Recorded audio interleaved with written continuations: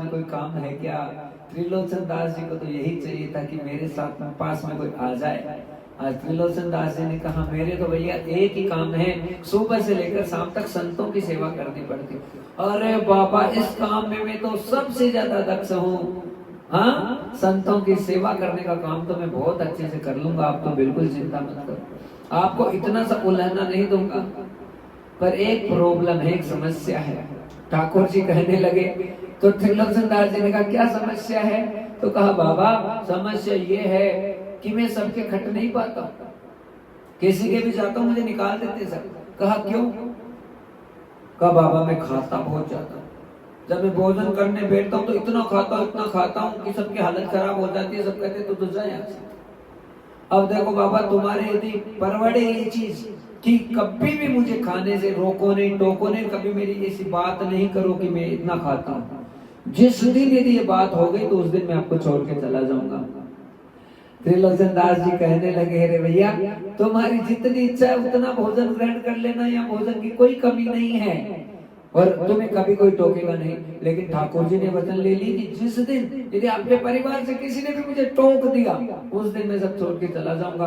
बाकी मैं आपका इतना काम करूंगा, इतना काम करूंगा कि बस सब काम बढ़िया हो जाएगा।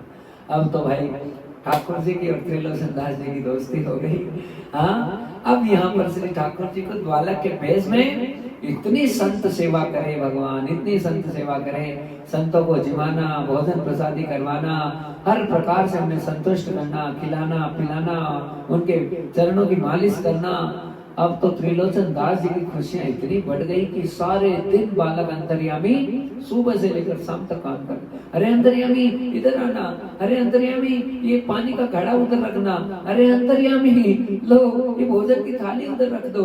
अब इतना काम करवाते हैं लेकिन अंतर्यामी कभी थकता नहीं है और बहुत प्रसन्न होकर संत सेवा में लग गए। बड़े आनंद के साथ में सारे कार्य को करने लगा है।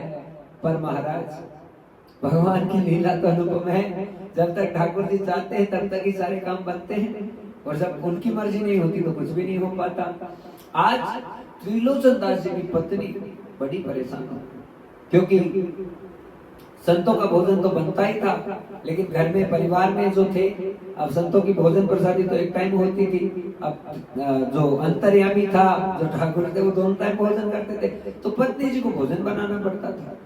अब पत्नी जी थी अपने पड़ोस में, जो उसकी कुछ सहेलियां थी उसके पास गई तो कहा बहन तुम तो बड़ी दुबली पतली लग रही हो, कोई टेंशन है क्या, कोई परेशानी है क्या?